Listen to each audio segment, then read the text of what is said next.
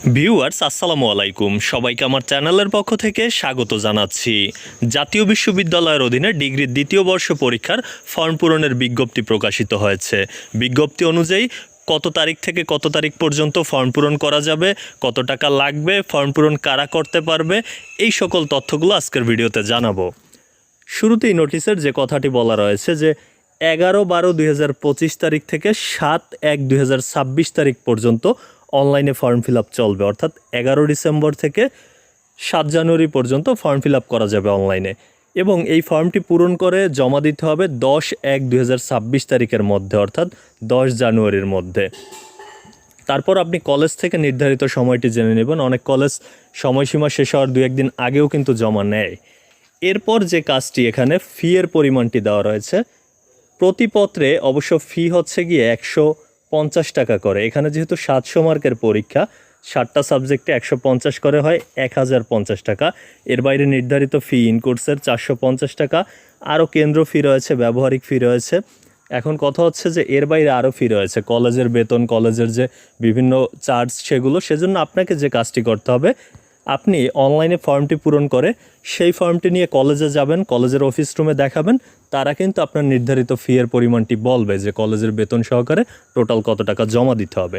সেই টাকার পরিমাণটি জেনে সেই টাকা আপনার কলেজের নির্ধারিত মোবাইল ব্যাংকিং হোক অথবা কলেজের ভিতরে যে ব্যাংকের শাখায় টাকা জমা দেওয়া হয় সেখানে দিবেন, কিংবা অনেক কলেজ রয়েছে যেখানে সরাসরি টাকা জমা দিতে হয়, সেভাবে টাকা জমা দিবেন। তো ফি এর পরিমাণটি কলেজ থেকেই জেনে নেবেন।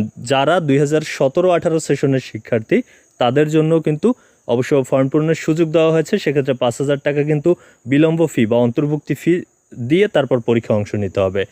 আরেকটি বিষয় এখানে বলা রয়েছে যে কারা এখানে নিয়মিত পরীক্ষার্থী হিসেবে অংশ নিতে পারবে। যারা 2022-23 শিক্ষাবর্ষের শিক্ষার্থী এবং 2023 সালের পরীক্ষায় পাশ করেছে, কেবলমাত্র তারাই কিন্তু এই 2023 সালের ডিগ্রি প্রথম বর্ষতে যারা উত্তীর্ণ, তারা কিন্তু দ্বিতীয় বর্ষের পরীক্ষাটি দিতে পারবে।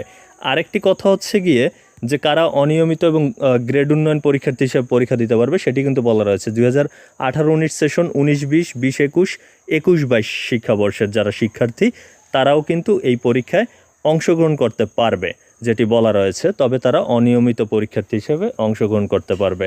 আরও কিছু তথ্য এখানে দেওয়া রয়েছে যে কিভাবে অনলাইনে এই ফর্মটি পূরণ করা যাবে, সেই তথ্যটিও কিন্তু দেওয়া রয়েছে। অনলাইনে ফর্ম পূরণ করার জন্য জাতীয় বিশ্ববিদ্যালয়ের যে ওয়েবসাইট রয়েছে ফর্ম ফিল আপ সংক্রান্ত, সেই ওয়েবসাইটটি ব্যবহার করতে হবে। ওয়েবসাইটটির ঠিকানা এখানে দেওয়া রয়েছে ems.nu.ac.bd/student-login। এটি টাইপ করে যদি আপনি আপনার রেজিস্ট্রেশন নাম্বার এবং অন্যান্য তথ্য সাবমিট করেন, তারপরে কিন্তু আপনি ফর্ম ফিল আপের যে পেজটি সেটি দেখতে পারবেন, সেখান থেকে ফর্মটি পূরণ করবেন। তবে ফর্ম পূরণ শুরু হওয়া মাত্রই, অর্থাৎ 11 তারিখের পরেই কিন্তু আমি আপনাদেরকে এই সংক্রান্ত একটি ভিডিও দিব, যে ভিডিওটি দেখে দেখে নিজেই কিন্তু মোবাইলের মাধ্যমে ফর্মটি পূরণ করে প্রিন্ট করতে পারবেন। তো এই ছিল আসলে তথ্যগুলো। এতক্ষণ সাথে থাকার জন্য অসংখ্য ধন্যবাদ।